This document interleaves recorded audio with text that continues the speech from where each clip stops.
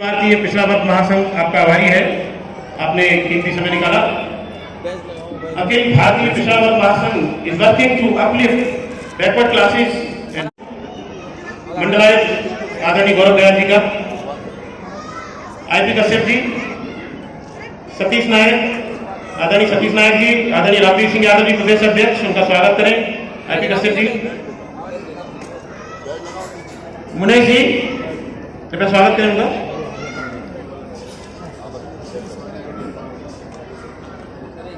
Anil Singh advocate आ चुके हैं यहाँ पर। अखिल भारतीय पिछड़ा वर्ग महासंघ आपका स्वागत करता है।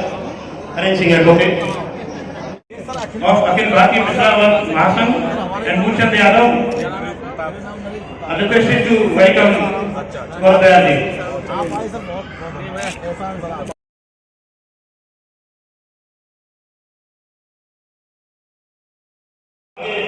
अग्नि सचिव है, उनका अखिल भारतीय पिछड़ा वर्ग महासंघ हार्दिक स्वागत करते हैं।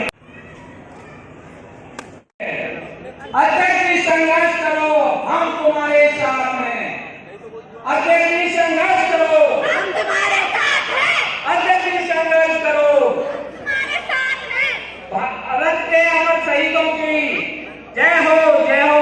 भारत के अमर शहीदों की जय हो, जय हो। अखंड भारत की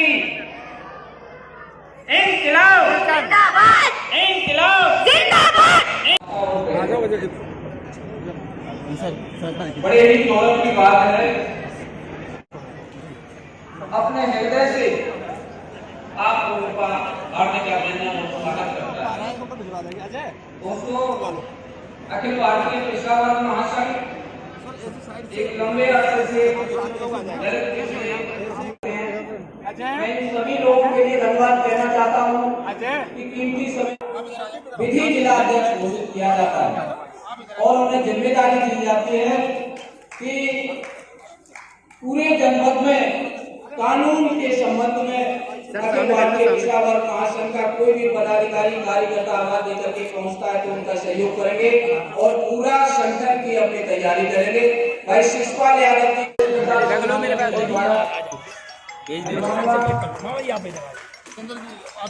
और इनसे उम्मीद की जा रही है संगठन को और भी मजबूती मिलेगी। दोस्तों, हम लोगों के अंदर थोड़ा आलस का भरा हुआ है, तो जय हो, जय हो। अखंड भारत की जय हो, जय हो। सुरक्षित करो, सुरक्षित करो, सुरक्षित करो। राष्ट्रीय अध्यक्ष हरीश प्रताप सिंह जी, किसान यूनियन नेता हरपाल सिंह जी और तमाम मनसाची मात्र छत्तीसगढ़, आज हम पिछड़े वर्ग की इस मीटिंग में आए हुए हैं, लेकिन पिछड़े वर्ग के उत्थान के लिए हमने आज तक कोई एक भी बात मुझे नहीं लगा कि सिवा शिक्षा के अलावा इस समय आने वाला समय आ रहा है 2021 जनगणना का। किसी ने ये एक शब्द नहीं बोला जनगणना पिछड़ों की होनी चाहिए। ये जब सबसे पहले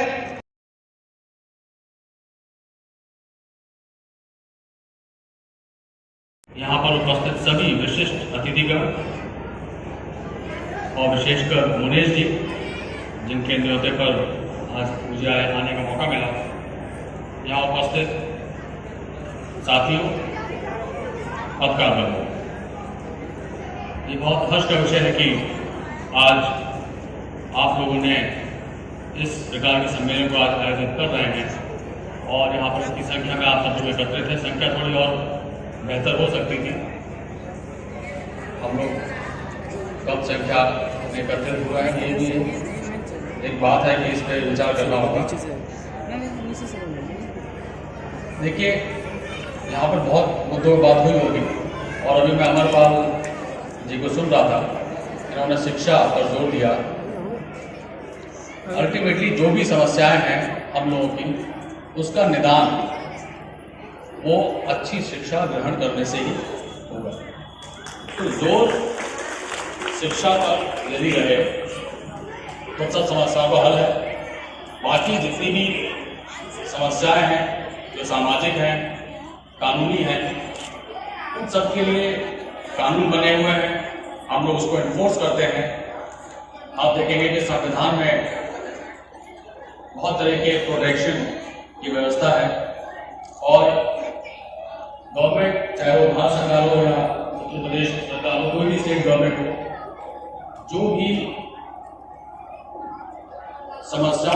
उन्मूलन के लिए जो योजनाएं संरचित होती हैं या जिसका संचालन होता है, जिनको जो भी कंसेप्चुलाइज किया जाता है, तो वो हरदम सबसे पिछड़े समाज के पिछड़े वर्गों को ध्यान में रखते हुए उन योजनाओं की रचना की जाती है और ध्यान इस चीज़ का रखा जाता है कि कैसे उसका जीवन और बेहतर हो। और चूँकि मैं ब्यूरोक्रेसी में कार्यरत हूँ, अमरपाल भी यहाँ पर 2013 बैच के IAS हैं, जितने भी अधिकारी मौजूद हैं, अल्टीमेटली संदेश मेरा यही होता है सब जगह कि अधिकारी अगर अपना काम अच्छे से करेंगे तो उसका सीधा सीधा असर जो देश के जो सबसे गरीब लोग हैं, पिछड़े लोग हैं, उन सब के जीवन पर सीधा असर पड़ता है, क्योंकि सरकार ने व्यवस्था ही ऐसी दे रखी है, जितनी भी स्कीम्स हैं उनका अगर अच्छे संचालन होगा तो सबसे ज़्यादा लाभ पिछड़ों को मिलेगा, गरीबों को मिलेगा। और हम सबको यही चाहिए कि जो भी हमारी ड्यूटीज़ हैं उन सब दायित्वों का निर्वहन अच्छे से करें, और यही तभी हम लोग सफलता हासिल कर पाएंगे। मैं जितने भी आयोजक हैं आप सबको धन्यवाद देता हूँ। आप यहाँ पर सब एकत्रित हुए हैं। आप सब लगभग मैं मतलब 3-4 घंटे से कार्यक्रम चल रहा होगा, निश्चित ही सभी मुद्दों पर चर्चा हुई होगी। मैं उम्मीद करूंगा कि आप इस तरह के अच्छे कार्यक्रम और भी करते रहें, बैठे मंथन होगा, जब समस्याओं पर चर्चाएं होंगी तो उनका समाधान भी निकलेगा। और समाधान के साथ साथ बहुत बार क्या होता है, हम लोग चिंतन बहुत करते हैं, बातें करते हैं, बैठेंगे, बट सही मायने में प्रयास नहीं करते कैसे तब्दील वो चीज़ें कैसे की जाए। इस प्रकार से हम लोग वाकई में जिन सिद्धांतों का पालन करके अपने जीवन में हम स्थिति को सुधार सकते हैं वो हम करते रहे। बात करते रहने से होता नहीं है। तो मैं आप सभी से अनुरोध है कि जो भी आज यहाँ संदेश दिए गए हो उस मंच के माध्यम से उस संदेश को दूर तक पहुँचाएं, उसको अपने जीवन में ग्रहण करें, तभी हम लोग इस प्रकार के आयोजन को सफल हुए। मैं धन्यवाद देता हूँ, अपनी बात को ध्यान देता हूँ। तथागत बुद्ध ने कहा था अपो दीपो भव। पाली भाषा में इसका अर्थ होता है अपना दीपक स्वयं बनिए। इस दुनिया में हर मनुष्य अपने जीवन के लिए उत्तरदायी है। यहाँ पर जितने सारे लोग बैठे हैं या जितने लोग आपको दुनिया में मिलेंगे, वो अपने ज्ञान और अपने अनुभव से सिर्फ आपका रास्ता, आपका मार्गदर्शन कर सकते हैं। ऊंचाइयां आपको खुद हासिल करनी होगी। इसलिए मेरा आप सभी लोगों से आग्रह है कि हम तथागत बुद्ध की इन बातों का अनुसंधान करें और अपने अंदर उन्हें धारण करें कि प्रत्येक व्यक्ति अपने जीवन में उन्नति करे, और उसका आधार है शिक्षा।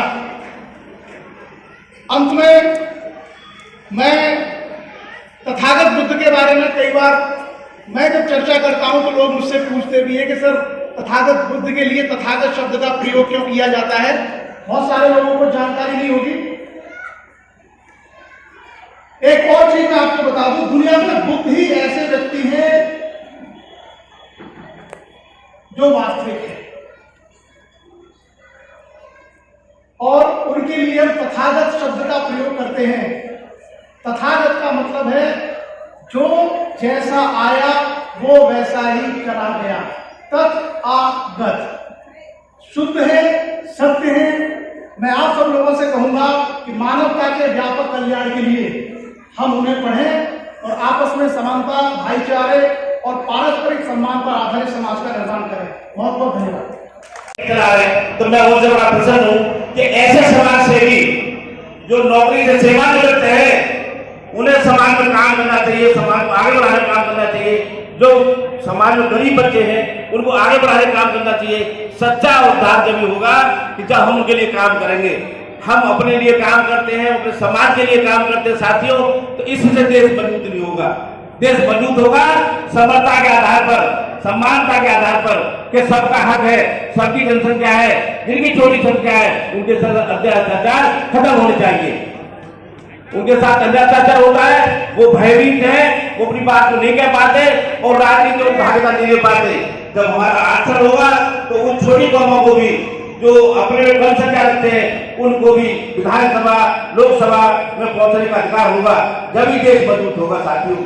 साथियों, आप हमारे लंबे समय से बैठे हैं, आपका समय बहुत उनके तुरंत बाद ये देश की मनवादी सरकार ने ये पिछड़ों की जनगणना करना शुरू कर दिया है। अगर ये पिछड़ों की पता चल गई इनकी कितनी आबादी तो मैंने अधिकार मांगेंगे और अपने अधिकार के साथ साथ हमारा सब जो पिछड़ा वर्ग हमने इन पे आगे बना रखा है मनवाद के हिसाब से हम को कैप्चर करता है खत्म हो जाएगा।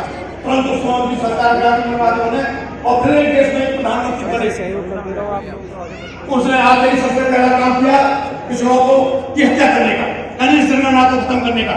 अब 2021 में जनगणना सबसे पहले हमें इसकी सरकार से देश के नकली पिछड़े प्रधानमंत्री से जोरदार तरीके से हमें अपनी आवाज उठानी चाहिए और सबसे पहले हमें एक उस कॉलम होना चाहिए पिछड़े वर्ग की जनगणना का।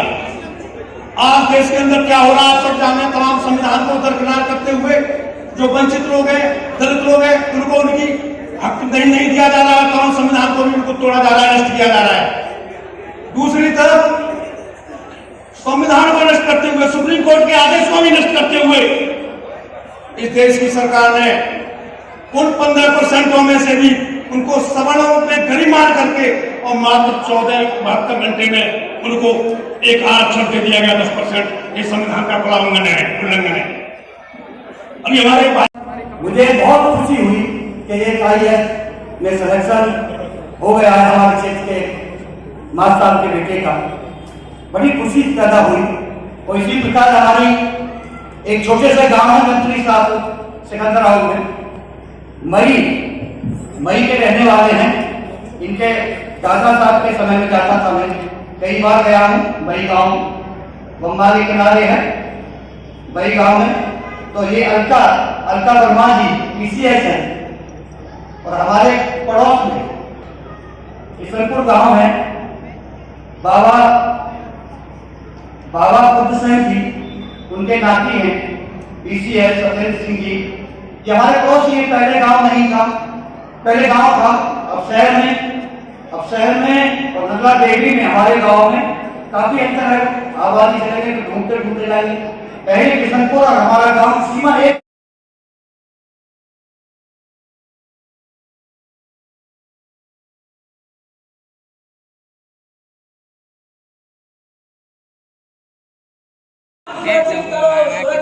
सुरक्षित करो भारत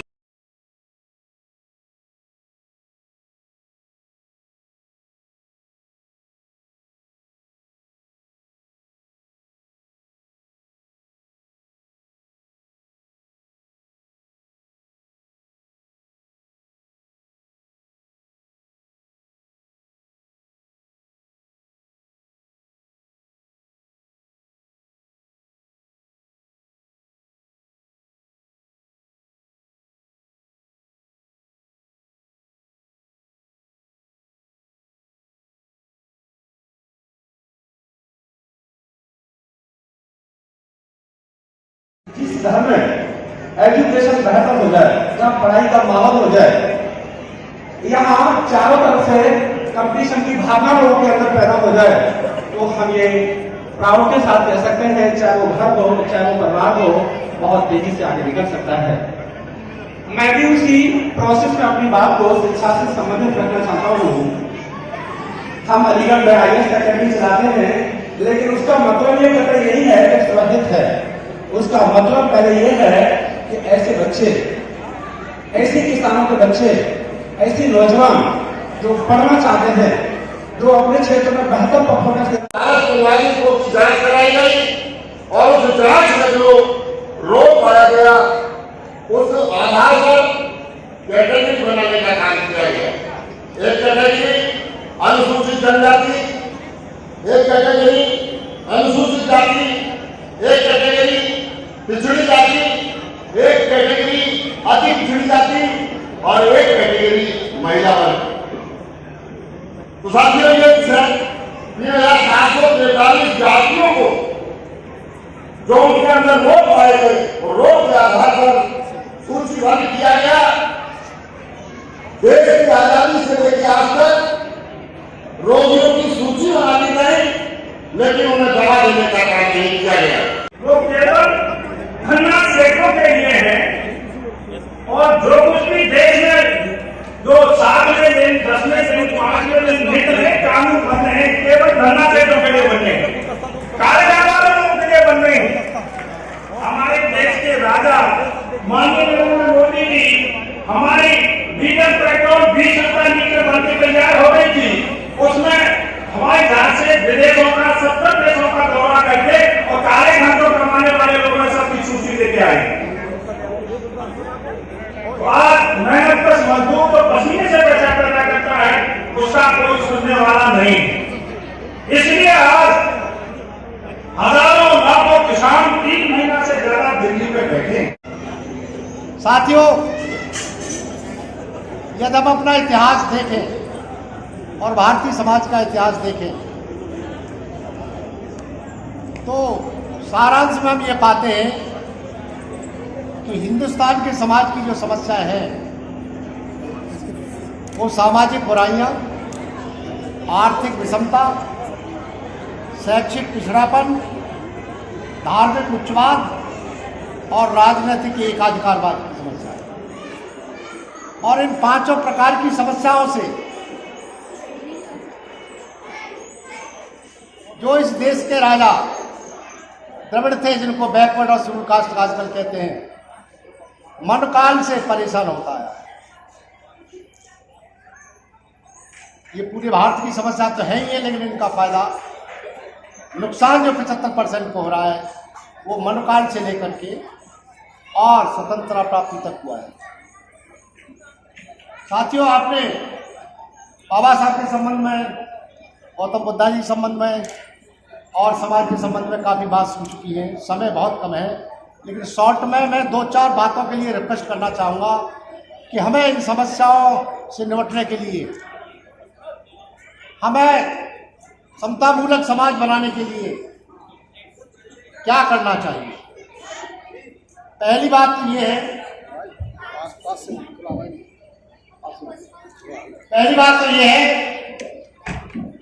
कि हमारे समाज में जातवाद, लिंगवाद और साधनवाद, इनके आधार पर असमानता, भेदभाव, छुआछात, छोटापन, ये समस्याएं पैदा होती 3 बातों से।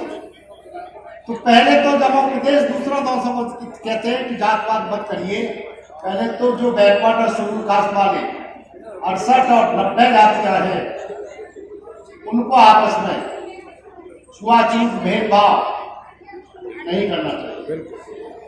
यदि रोटी बेटी का रिश्ता नहीं हो सकता है तो रोटी के रिश्ते में कोई परेशानी नहीं। यदि ये भी नहीं हो सकता तो बाबा साहब ने लखनऊ में कहा था देश स्वतंत्र होने के बाद कि सदियों से ये बैकवर्ड और शेड्यूल कास्ट बहुत सी समस्याओं को झेलते आए हैं।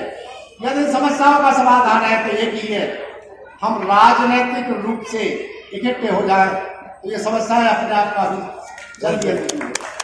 सबसे लिंग भेद में, जहाँ समाज में कितनी पढ़ी लिखी लेडी हो, कितनी बड़ी अफसर हो, कितनी पैसे वाली हो, उसको जिस दृष्टि से देखा जाता है, समय नहीं है, नहीं आपको बताता, ये हमारे हिंदू धर्मशास्त्र है, उनकी देन है।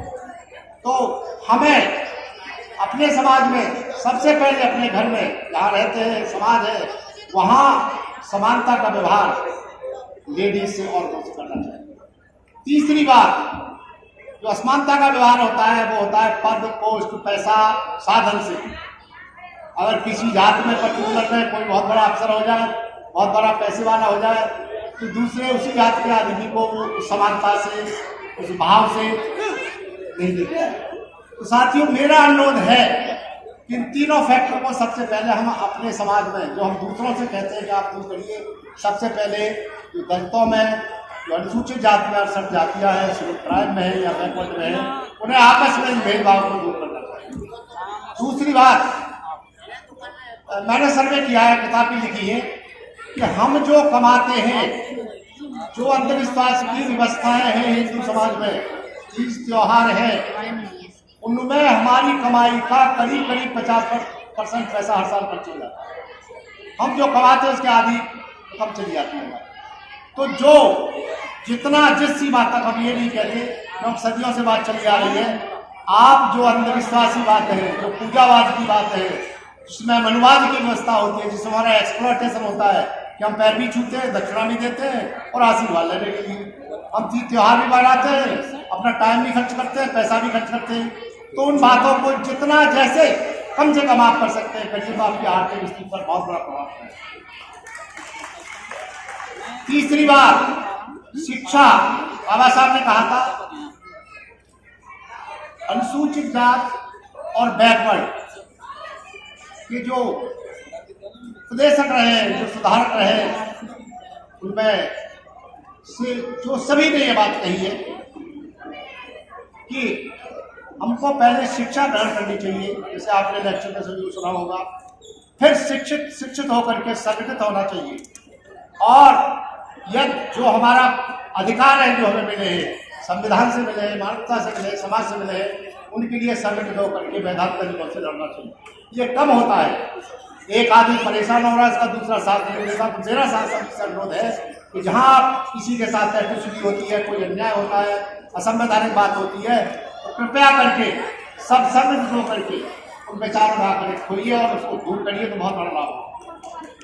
लेकिन सबसे बड़ी बात क्या है,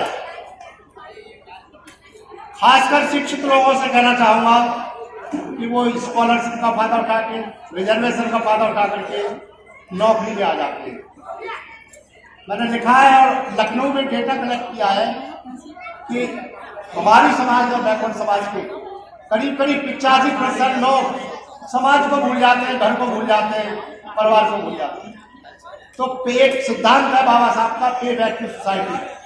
जिस समाज ने, जिस बाप पिताजी ने, माता पिता ने, जिस गांव जहां रहते हैं आप शहर में रहे, दूसरे जिले में रहे, कहीं रहे, तो जो समाज है, जो आपसे अपेक्षा करता है, जो आप कुछ कर सकते हैं, आर्थिक रूप से करें, सामाजिक रूप से करें, कहीं एट्रोसिटी हो रही है उसको दूर करें, तो आप कृपया करके पे बैक टू सोसाइटी का सिद्धांत अपनाइए। हम समाज के लिए कुछ न कुछ करें। बाबा साहब ने तो ये कहा था कि अपनी आमदनी का 10-5% लोग गरीब लोगों के लिए खर्च करिए। लेकिन कहीं एट्रोसिटी होती है, अत्याचार होता है, तो वहां आप सहायता करिए, बहुत बड़ी चीज है। साथियों, आपने व्यवहारिक रूप से देखा होगा कि हजारों वर्षों से जिन परिस्थितियों में बैकवर्ड और शेड्यूल कास्ट जी रहा है, अगर उनको दूर किया जाएगा और सुविधा दी जाएगी, तो जो समाज नाजायज फायदा उठा रहा है वो लड़ने की, समस्या पैदा करने की ये कोशिश करेगा। या टकराव की स्थिति हो जाती है, जो हमें मिलना है, जो नहीं लेने देने जा रहे। आपने देखा होगा गांव से लेकर के शहर तक, हम गांव में रहे, गांव में देखा है कि अगर हम अच्छे कपड़े पहने, अच्छे पढ़े, तो 20 तरह की बात होती है। हमेशा ध्यान रखिए, कभी टकराव मत होने दीजिए। बातों से, समझाने से ऐसा उपाय बनाइए कि आपकी समस्या दूर हो जाए, और जहाँ रहते हैं आप, जिस समाज में आपस में समाज में टकराव हो, उससे आपकी बहुत बड़ी क्षति हो जाती है कि आपका टाइम खराब होता है, आप जो करने वाले वो नहीं करने वाले। तो कृपया, मैंने अपनी जिंदगी में देखा है कि अगर आपसे कहीं टकराव की स्थिति आती है तो आप धीरे धीरे के आगे बढ़ते जाइए, टकराव पैदा। और सबसे बड़ी बात क्या है जो हम देखते हैं कि स्टेज पे आएंगे, बहुत बढ़िया भाषण देंगे, किताबों से बोलेंगे, बड़े बढ़िया उपदेश देंगे, लेकिन व्यवहारिक रूप से उनके जो कार्य है वो कथनी के अनुसार नहीं है। मेरा सभी साथियों से ये कहना है, पढ़े लिखे पढ़े कि आपकी करनी और कथनी में कोई अंतर नहीं होना चाहिए।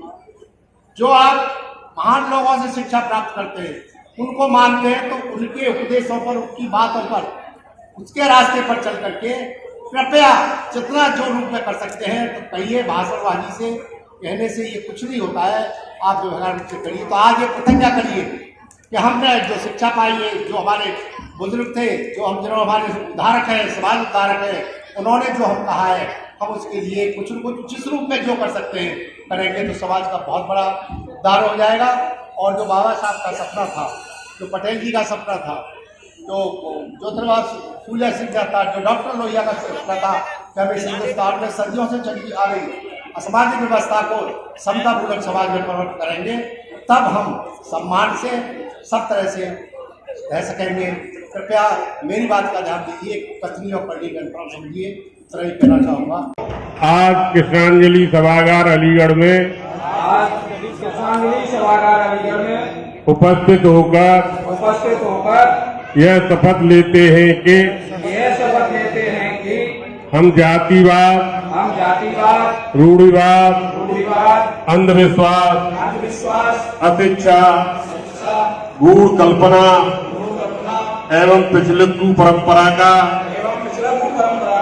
परित्याग करते हैं। हम भारत के संविधान को साक्षी मानते हुए पूर्ण निष्ठा के साथ पिछड़े वर्ग के हितों के लिए कार्य करेंगे। हम अखिल भारतीय पिछड़ा वर्ग महासंघ में पूर्ण आस्था एवं विश्वास रखते हुए शिक्षित, संगठित एवं श्रेष्ठ समाज का निर्माण करेंगे। महासंघ के नेतृत्व एवं मार्गदर्शन में अपनी नैतिकता के आधार पर भारतवर्ष में पिछड़े वर्ग की पूर्ण स्वाधीनता के लिए देश की मुख्य धारा से जुड़ने के लिए कार्य करेंगे। पुनः दृढ़ संकल्पित होकर महासंघ के संविधान को समर्पित कर राष्ट्र हित सर्वोपरि की नीति पर कार्य करेंगे। जय संघ, जय महासंघ।